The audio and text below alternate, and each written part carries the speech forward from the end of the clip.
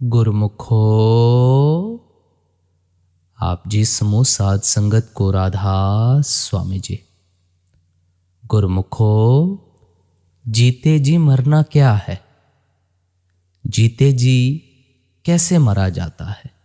आप जी वाणी की तुक को शुरू करते हैं। आप जी फरमाते हैं, जीवत मृतक होए रहे, तजे खलक की आस, रक्षक समरत सतगुरु, मत दुख पावे दास। जीते जी मरना क्या है? जीते जी कैसे मरा जाता है? और इस मरने से हमें क्या लाभ मिलता है? वे कौन लोग हैं जो जीते जी मरते हैं? मरने से तो सभी डरते हैं, चाहे कोई स्त्री हो, पुरुष हो, बच्चा हो, बूढ़ा हो, किसी भी धर्म, किसी भी जाति का हो, मरना कोई नहीं चाहता। लेकिन भाई, यहाँ पर जो मरने की बात समझाई जा रही है वो जरा अलग है। रोज जीते जी मरने का मतलब क्या है कि हमने अपनी तवज्जो को, अपनी चेतना को तीसरे तिल पर लाकर केंद्रित कर लेना है। वैसे मरते वक्त क्या होता है, कभी अनुभव किया है? देखो, आपको समझाते हैं। मरते वक्त सबसे पहले हमारे पांव के तलवे जो हैं वह सुन्न होते हैं। पहले तलवे सुन्न होते हैं, फिर धीरे धीरे हमारे पैर सुन्न होते हैं, फिर हमारे हाथ सुन्न होते हैं, और फिर हमारा धड़ सुन्न हो जाता है, और फिर हमारी चेतना आंखों के पीछे आती है और फिर यहां से निकल जाती है। फिर वो वापस इस शरीर में नहीं आती, तो हम मर जाते हैं। अब चेतना है वो आंखों के पीछे से निकली, यह सामान्य मृत्यु हुई। आपने ये भी अनुभव किया होगा कि बहुत सारे लोगों की चेतना जो है वह आंखों से निकलती है। तो देखा है ना आपने कि लोग मर जाते हैं और मरने के उपरांत आपने देखा होगा उनकी आंखें फटी की फटी रह जाती हैं। तो इसका मतलब उनकी चेतना आंखों से निकली है। इसी तरह कई लोगों का मुंह फटा का फटा रह जाता है, मतलब मुंह से निकली है। तो ऐसे ही जो नीचे की इंद्रियों के द्वार है, या कान है, नासिका है, इनसे भी हमारी चेतना बाहर जा सकती है और जाती है। तो ये वह स्थिति है जब हम मरते हैं। अब यदि हम इस ओर ध्यान ना भी दें तब भी हमें मृत्यु तो आएगी ही। लेकिन जैसे संत महात्माओं ने समझाया है हमें कि भाई, आप जीते जी मरने का अभ्यास क्यों नहीं करते? तो हमें करना चाहिए। हमारे लिए ये फायदे का काम है। जो नामधारी हैं और जिन्हें बताया जाता है कि तुम जीते जी मरने का अभ्यास करो, तो उन्हें अभ्यास करना चाहिए। अब ये कैसे किया जाता है, कैसे होता है? तो ये भजन के माध्यम से होता है। और किया कैसे जाता है वो आपको समझा रहे हैं। देखो, जब हम सुमिरन करते हैं तो हमें उसी स्थान पर बैठकर भजन करना चाहिए। और जब हम भजन करते हैं तो हम उकड़ू अवस्था में बैठ जाते हैं, या माना किसी अन्य अवस्था में बैठ जाएं, किसी अन्य आसन में बैठ जाएं। अब यदि हम आधा घंटा, 1 घंटा भजन के लिए बैठे हुए हैं तो हमारी अवस्था ये होती है कि हमारे अंदर सुन्न समाधि लगनी शुरू हो जाती है। वह कैसे? जब हम अपने अंदर झांक कर देखते हैं, केवल देखते हैं कि अंदर हो क्या रहा है। और देखो, बड़े मजे की बात है, वो हम बंद आंखों से देखते हैं, बंद कानों से अंदर सुनने की कोशिश करते हैं। तो ये समाधि की अवस्था है। अब ये समाधि की अवस्था जब आगे बढ़ती है जैसे हम भजन करने बैठे, हमें 5 मिनट 10 मिनट हो गए और सिर्फ हम अपने अंदर ध्यान लगाकर देख रहे हैं, बंद आंखों से और बंद कानों से अंदर सुन रहे हैं, और हम उस अंधेरे का हिस्सा हो गए। जब हम उसका हिस्सा बन जाते हैं तो ये समाधि लगनी शुरू हो गई, और जब ये समाधि शून्य समाधि में बदलती है तो सबसे पहले हमारे पांव शून्य हो जाएंगे, पैरों के तलवे ये शून्य हो जाएंगे, फिर पैर पिंडलियां ये शून्य हो जाएंगी, फिर हमारे हाथ। तो अवस्था वो जीते जी मरने की अब हम कर रहे हैं, और मरते वक्त ठीक ऐसे ही होता है। अब दोनों एक जैसी हो गई अवस्थाएं। मरने के उपरांत आत्मा शरीर से बाहर निकल जाती है, और यहां पर आत्मा जो हमारी चेतना है, जैसे जैसे शरीर शून्य होगा वैसे वैसे ऊपर चढ़ेगी। जो हिस्सा शून्य होता चला जाता है, उस हिस्से से चेतना ऊपर की ओर चढ़ती चली जाती है। अब वो धड़ शून्य होने पर चेतना सिमटकर आंखों के पीछे आ गई। अब जब चेतना आंखों के पीछे सिमट के आ गई और हम यहां पर ध्यान लगाए बैठे हैं भजन में, तब हमें क्या चाहिए? तब हमें कोई ऐसा तरीका, कोई साधन चाहिए जिससे हमारी चेतना आंखों के जो पीछे टिकी है वह बाहर निकल जाए। बाहर निकल जाए। अब कैसे निकलेगी? अब आपने कई बार सुना होगा, सत्संगों में या पुस्तकों में पढ़ा भी होगा कि भाई मरते वक्त जो सत्संगी हैं, नामधारी हैं, जो गुरु से दीक्षित हैं, पूरे गुरु के हैं, उन्हें वो लेने आते हैं और उनकी मिट्टी पलीत नहीं होती, खवारी नहीं होती।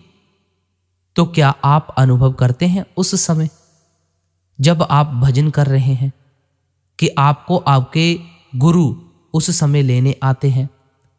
अब आप देखो, एक मरणोपरांत जो सिर्फ सुनी हुई बात है, पढ़ी हुई बात है, और अभ्यासरत की हमारी चेतना आंखों के पीछे आ गई, यहाँ पर हमें गुरु लेने आते हैं, गुरु हमारी संभाल करते हैं। वो कैसे?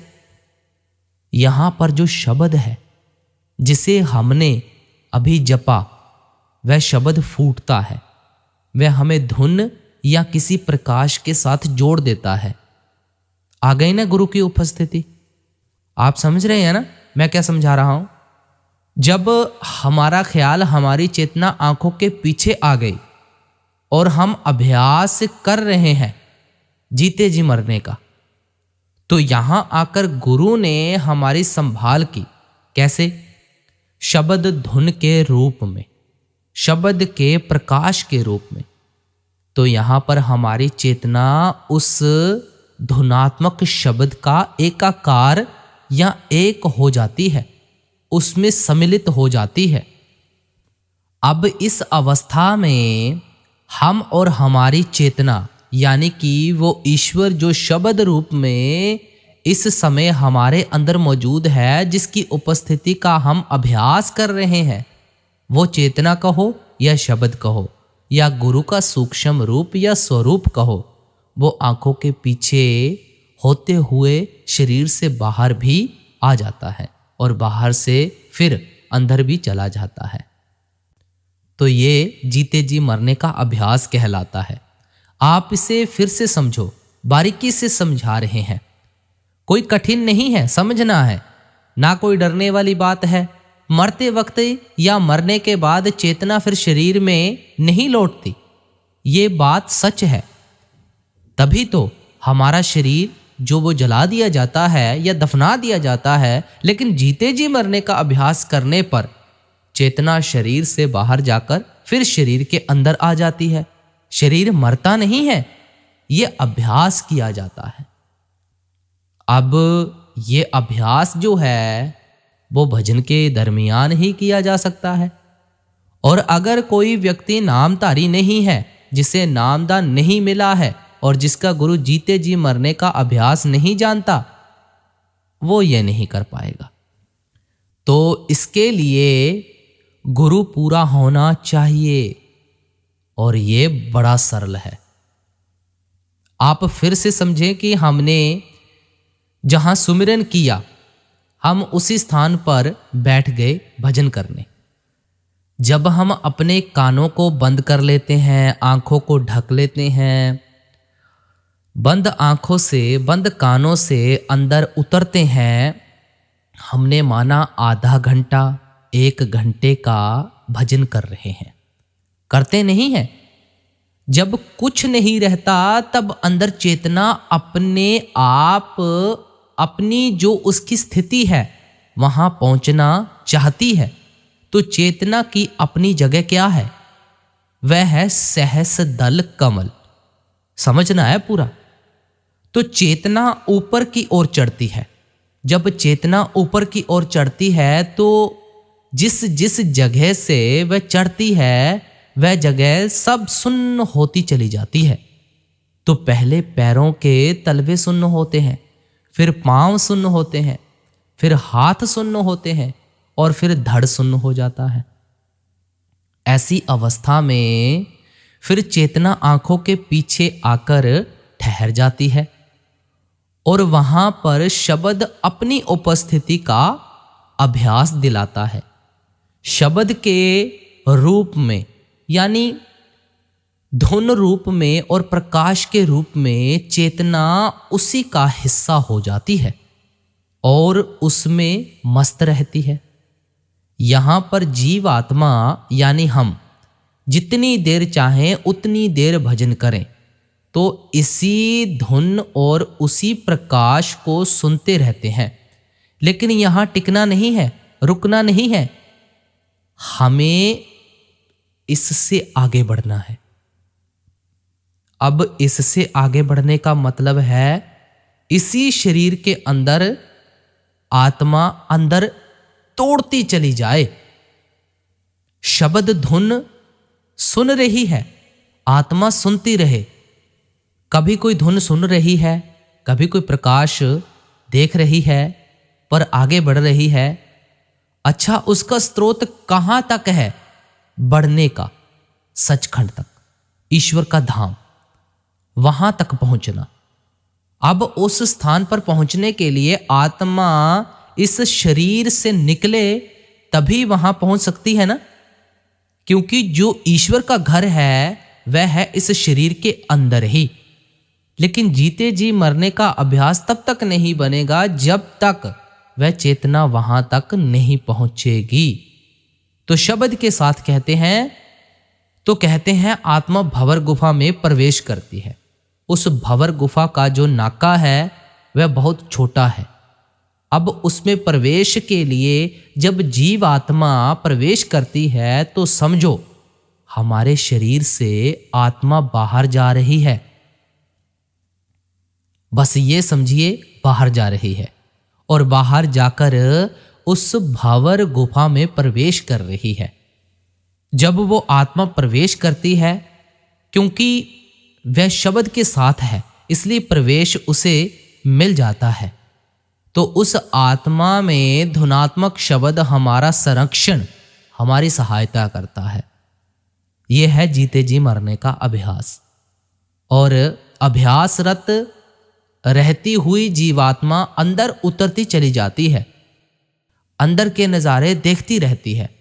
और ये कहते हैं छत्र, नक्षत्र, गंधर्व आदि जो भी स्थान बताए गए हैं आपने पढ़े होंगे, इन सबों का अंदर जाकर अनुभव करती है। और फिर उसी तरह जैसे वो अंदर गई है उसी तरह वो अंदर से फिर बाहर आकर, फिर बाहर से फिर शरीर के अंदर प्रवेश कर जाती है। तो ये जीते जी मरने का अभ्यास हो गया। अब मरने से तो देखो सब डरते हैं, चाहे कोई भी हो। और भाई शरीर के अंदर तो आध्यात्मिकता का सागर है जिसकी था कोई ले पाएगा? कोई नहीं ले सकता। अब जीते जी मरकर भाई इसके अंदर जो डुबकी लगाएगा वही तो अंदर से मोती निकाल ले आएगा। वही तो उस लाल को अपने हाथ रख सकेगा। भाई ये जो गुप्त खजाना है जो समुद्र के अंदर यानी हमारे अंदर है, वो कैसे प्राप्त किया जा सकता है? केवल जीते जी मरने पर। अब जैसे कहा कि मरने से सब डरते हैं, चाहे कोई भी हो, लेकिन जो तत्वज्ञानी है, जो गुरु के भाणे में रहता है, वो मरने से नहीं डरता। वो तो मरने का आनंद मनाता है, मौत का स्वागत करता है। वैसे ऐसा कोई भाई, ऐसी कोई बीबी आपसे मिली है भाई जो मौत का इंतजार कर रही है? वह भी सुखी हो, हर तरफ से उसे संपन्नता हो, कोई बीमारी ना हो, ऐसा कोई नहीं मिला होगा। भाई बड़े विरले लोग होते हैं जो जीते जी मरने का अभ्यास कर लेते हैं और फिर शून्य समाधि में उतरकर उस महाशून्य समाधि में पहुंच जाते हैं और फिर भाई अपनी इस मृत्यु का स्वागत करते हैं और हमेशा तत्पर रहते हैं। वो ये अवस्था मरते वक्त और भजन करते वक्त दो ही अवस्थाओं में होती है। भाई मरते वक्त तो सब मरते ही हैं, लेकिन जो भजन के वक्त मरना सीख जाता है जीते जी, भाई वही तत्वज्ञानी बनता है। अब ये अभ्यास बनता कैसे है? तो ये अभ्यास बनता है केवल और केवल सुमिरन द्वारा। जिसने सुमिरन द्वारा अपने ध्यान को पका लिया, वही आगे जाकर भजन में उतर सकता है और वही भजन के अंदर जीते जी मरने का जो संपूर्ण रहस्य है वो जान सकता है। नींव भजन से पहले सुमिरन की है, इसलिए सुमिरन बहुत ही महत्वपूर्ण है। जैसे कहा गया है, जा दिन मन पंछी उड़ जाए, ता दिन तेरे तन तर के सब पात झर जाए। अब एक हमारी स्वाभाविक मृत्यु हुई और एक हमारी जीते जी मरने के अभ्यास द्वारा मृत्यु हुई, जिसे जीते जी मरने का हम अभ्यास कह रहे हैं। बहुत से लोग क्या करते हैं कि भजन के दरमियान तो जीते जी मरने का अभ्यास करते ही हैं, वो लोग आम जिंदगी में भी जीते जी मरने का अभ्यास शुरू कर देते हैं। भाई जब तक हम मौन हैं, चाहे हम रिक्शे में बैठे हैं, दुकान पर हैं, ऑफिस में हैं, यानी शांत बैठे हुए हैं, तब तो हम ये कर सकते हैं, लेकिन बोलचाल में ये नहीं किया जा सकता।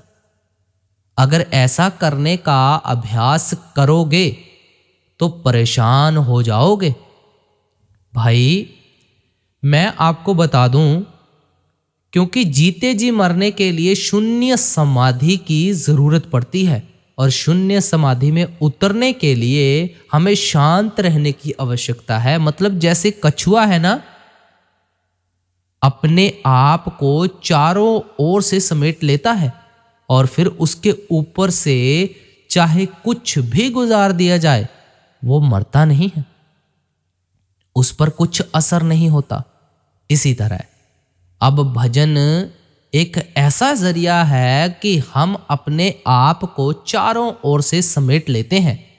हमारा ख्याल केवल आंखों के पीछे टिका होता है, जो सिर्फ और सिर्फ उपस्थिति के लिए होता है कि अंदर कुछ हो तो हम देखें। अब यहां तो समाधि लग गई है, शरीर नीचे से सुन्न हो चुका है और वो शब्द भी अंदर फूट गया है, यानी वो शब्द धुन और शब्द के प्रकाश के साथ जुड़ गया है, तो वो बाहर आ रहा है, बाहर से ऊपर चढ़ रहा है, ऊपर से और वहां ऊपर और चढ़ रहा है। तो ये अवस्था जीते जी मरने की हो गई। अच्छा, जो लोग इसे सीख लेते हैं तो फिर उनकी रहनी सहनी कैसी हो जाती है? सबसे पहली बात, उन्हें शब्द की शक्तियां प्राप्त होने लगती हैं। अब शब्द की शक्तियां कैसी?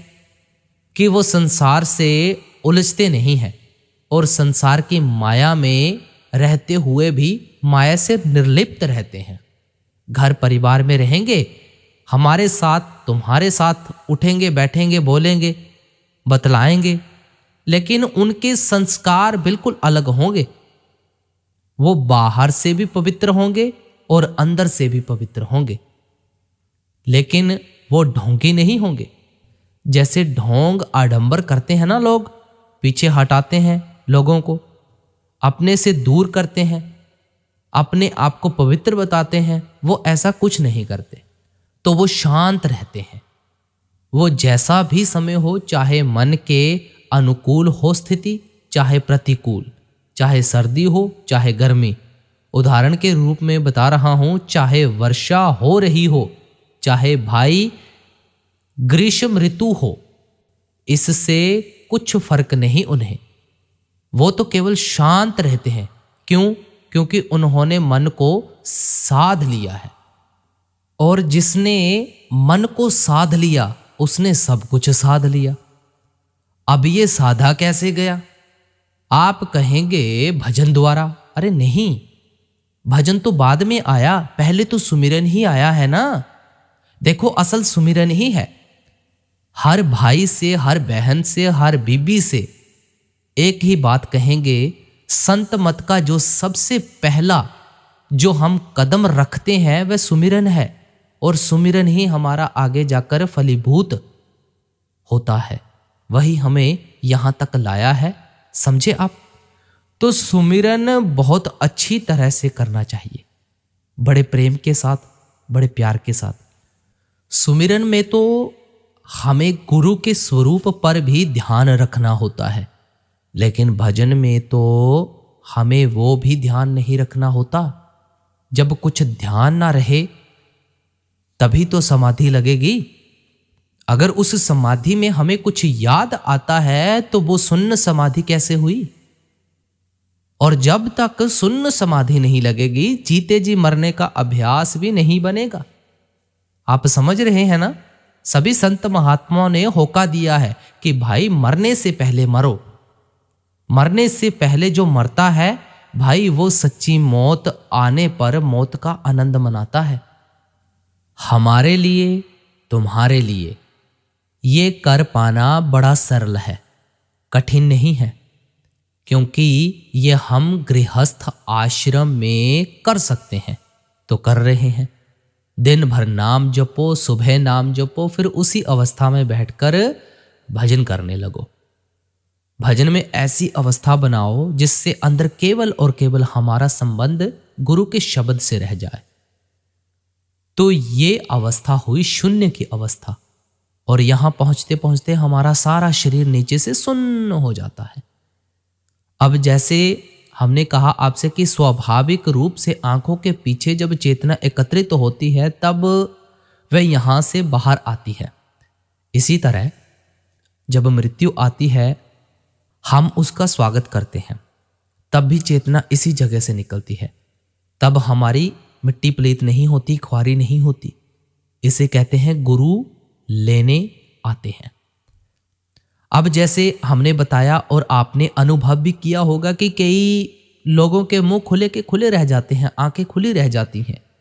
बड़ी गंदी मृत्यु हुई, आप कहते हैं ना, बड़ी गंदी मृत्यु हुई, पता नहीं कितना भयानक मौत मरा होगा। तो आप क्या समझते हैं ये वह स्वाभाविक मौत है? यह स्वाभाविक मौत नहीं है, यह हमारे कर्मों का लेखा जोखा है। ध्यान रखिए, यह कलयुग है, यहां तुरंत हर चीज का हिसाब किताब किया जाता है। यह जरूर है कि थोड़ा समय लगे, लेकिन सब कुछ यही किया जाता है। इसलिए अगर इस ख्वारी से बचना चाहते हो, देखो डरा नहीं रहे हैं।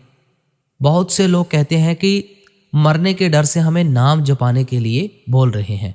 ऐसा कोई भ्रम नहीं फैलाया जा रहा है। आप किसी भी धर्म की कोई भी ग्रंथ पुस्तक पढ़ के देख लो, इस कलयुग में केवल नाम भक्ति से ऊपर कोई भक्ति नहीं है, कोई भक्ति नहीं है। आप समझ रहे हैं, गुरु साकार रूप में है। हम जो बाहरी भक्ति करते हैं वो भी साकार भक्ति है, लेकिन जब तक अंदर जाकर उस साकार भक्ति का हम अंदर शोधन नहीं करते, तब तक वो हमारे लिए निराकार की भक्ति नहीं बनती, वो ईश्वर की भक्ति नहीं बनती। और उसके लिए ये शब्द ही पर्याप्त है जिसे हमें बड़े प्रेम से प्यार से जपना है। देखो, आप अभी से करो इस काम को। आप आज और अभी इसी वक्त थोड़ी देर के लिए भजन पर बैठो, सिमरन छोड़ो। मैं कहता हूं भजन पर बैठो, आधा घंटा भजन पर बैठो, कानों में अंगूठा डाल लो और अपने ख्याल को आंखों के पीछे लगाओ और देखो, आधे घंटे में ही आप ऐसा अनुभव करोगे कि आपके नीचे के पैरों के तलवे धीरे धीरे सुन्न होते चले जा रहे हैं। हम लोग क्या करते हैं, धुन सुनने के चक्कर में रहते हैं। ये नहीं सोचते कि भाई यदि कुछ अंदर होगा तो अपने आप हमें सुनाई देगा, अंदर कुछ होगा, कुछ प्रकाश चमकेगा, वो हमें दिखाई देगा। हमारा काम है सिर्फ बैठे रहना, ध्यान बस आंखों के पीछे लगा रहे। ध्यान नीचे गिरे तो सुमिरन अच्छी तरह से करना चाहिए। लेकिन भाई जीते जी मरने का अभ्यास जरूर बनाओ। मैं सभी भाइयों से बहनों से ये कहूँगा कि अभ्यास जरूर बनाओ। अगर गुरु से प्रेम है ना, आप जब भजन में जीते जी मरने का अभ्यास करेंगे तब आपको पता चलेगा गुरु आपका कितना सुंदर है, उसका रूप कितना सुंदर है, वो कितना सुंदर अंदर दिखाई देता है। उसका जो सूक्ष्म रूप है, जिस परमात्मा को हम बाहर ढूंढते हैं, वो प्रकाश रूप में इतने सुंदर सुंदर रंगों में हमें दिखाई देता है। उसका शब्दों द्वारा कैसे बयान किया जाए। जो संगीत अंदर फूटता है, उस संगीत के साथ जब हमारी चेतना जुड़ती है तब वह कितना मस्त हो जाती है, कितना आनंद मनाती है। आप उसका अनुभव तब करेंगे जब आप भजन करेंगे, और जब यह भजन पकेगा तब आप जीते जी मरने का अभ्यास भी करेंगे। और देखो, मैं आपसे फिर विनती करता हूं, जीते जी मरने का अभ्यास केवल भजन में करो तो ज्यादा अच्छा है। आम जीवन में मत करो। आम जीवन में करोगे तो समाज से कटोगे। समाज में रहते हुए, घर परिवार में रहते हुए जीवन नहीं जी सकोगे। हमें मस्त भी तो रहना है, जीवन में खुश भी रहना है, घर परिवार में रहते हुए घर परिवार की सेवा भी करनी है। लेकिन यदि जीते जी मरने के अभ्यास में ही हम सामान्य रूप से भी जुड़ गए तो फिर हमारे लिए कठिन हो जाएगा। हम पूरी तरह से जीवन नहीं जी सकेंगे। तो भाई, जब तक इस शरीर से प्रेम है, घर परिवार से प्रेम है, काया माया से प्रेम है, तब तक हम जीते जी मरने का अभ्यास नहीं कर सकेंगे। और जिस दिन इनसे प्रेम, इनसे नाता हमारा छूटने लगेगा, वैसे वैसे हम ये कर सकेंगे। कहा ना, जब लग आशा शरीर की मृतक हुआ न जाए, काया माया मन तजे चोड़े रहे बजाए। मन तजे, मन को इन चीजों से दूर हटाओ, बड़े प्रेम से करना होगा। ध्यान रखना, मैंने कहा, तुमने सुन लिया, पुस्तक पढ़ ली, जीते जी मरने का अभ्यास हो गया, ऐसे थोड़ी। बड़े आहिस्ता आहिस्ता से, बड़े प्रेम से। कहते हैं ना, मरिए तो मर जाइए, छूट पड़े जंजार, ऐसा मरना कोमल है, दिन में 100 बार। जो सच्चे प्रेमी है ना, जिन्हें मरने का वाकई में शौक पैदा हो गया, जीते जी तो भाई दिन में 100 बार मरने की वो कोशिश करते हैं और 100 बार मर के जीते हैं। एक वो मरना फिर लौट के नहीं आए, और एक ये मरना गए और जीते जी मरने का अभ्यास किया, और फिर जब असल मृत्यु आई तो मृत्यु का स्वागत किया। फिर क्यों स्वागत किया? कि फिर हमें मोक्ष मिला। बाकी अभ्यासी को मोक्ष की भी कामना नहीं करनी चाहिए। भक्ति में रत होकर उसे भक्ति करनी चाहिए, केवल भजन करना चाहिए। तो आज के सत्संग से हमें क्या सीख मिलती है? हमें सीख मिलती है कि हमें सुमिरन करना है, उसी स्थान पर भी भजन करना है। भजन में सही तरीके से अपने आप को उतारना है, अपने ख्याल को केवल आज्ञा चक्र पर आंखों के पीछे लगा के रखना है। यह नहीं कि इस कान की तरफ ध्यान दे, उस कान की तरफ ध्यान दे, यहां ध्यान दे, वहां ध्यान दे, शांत चित्त होकर बस बैठे रहो, अंदर देखते रहो क्या हो रहा है। जैसे जैसे संसार को भूलते चले जाते हैं हम लोग, वैसे वैसे हमारे अंदर समाधि लगती है। और यह समाधि जब शून्य में बदलती है तो सबसे पहले हमारे पैरों के तलवे शून्य होते हैं। जब पैरों के तलवे शून्य होते हैं फिर पैर भी शून्य होते चले जाते हैं। पिंडलियां शून्य हुई, फिर हाथ शून्य हुए, फिर धड़ शून्य होता है, फिर हमारे अंदर महाशून्य की समाधि लग जाती है। तो वह शून्य की समाधि से महाशून्य की समाधि में आते ही हमारे अंदर गुरु हमारा हाथ पकड़ लेते हैं। यानी जैसे मरते वक्त गुरु हमारा साथ निभाते हैं, इसी तरह ठीक जीते जी मरने के अभ्यास में भी गुरु शब्द रूप में, शब्द के प्रकाश के रूप में हमारे सामने आकर हमारी आत्मा का एक रूप हो जाते हैं। फिर ये आत्मा ऊपर की ओर चढ़ती है, चाहे इसे बाहर समझ लो निकलते हुए या ऊपर चढ़ती हुई भंवर गुफा में प्रवेश कर जाती है और फिर वहां से सचखंड की सोजी प्राप्त करती है, फिर वापस आ जाती है। ये आने जाने का चक्कर है, ये चलता रहता है, ये जीते जी मरने का अभ्यास बन जाता है। इसके लिए 2 दिन, 10 दिन, 10 साल, सारी जिंदगी भी लग जाए तब भी कम है। लेकिन भाई जो सही ढंग से, सही तरीके से अपना सुमिरन पकाएगा, उसको जीते जी मरने का अभ्यास भी सरल हो जाएगा। और जिसने सुमिरन नहीं किया भाई, उसके लिए तो बड़ा मुश्किल है। ध्यान रखना, ये वही लोग कर सकते हैं जिन्हें नामदान मिला है। जिन्हें नामदान नहीं मिला है वो ये नहीं कर सकते, और ना ही इसे करने से उन्हें कोई लाभ मिलेगा। तो भाई आज का ये हमने सत्संग सुना और हमने इसमें इतना कुछ सीखा है, जीते जी मरने के बारे में, मौत कैसे कैसे होती है, आम जिंदगी में जो मौत होती है वो कैसे होती है, जो नामधारी की मौत है वो कैसे होती है। हमने ये सारी चर्चा इस सत्संग में सुनी। तो अभी हमें जिनको नामदान मिल चुका है उन्हें ये सारे अनुभव होते हैं और आपने अनुभव किए भी होंगे। जिन जिनको अनुभव हुए हैं मुबारक हैं, और जिन्हें नहीं हुए हैं ऐसे अनुभव आपको होंगे आगे।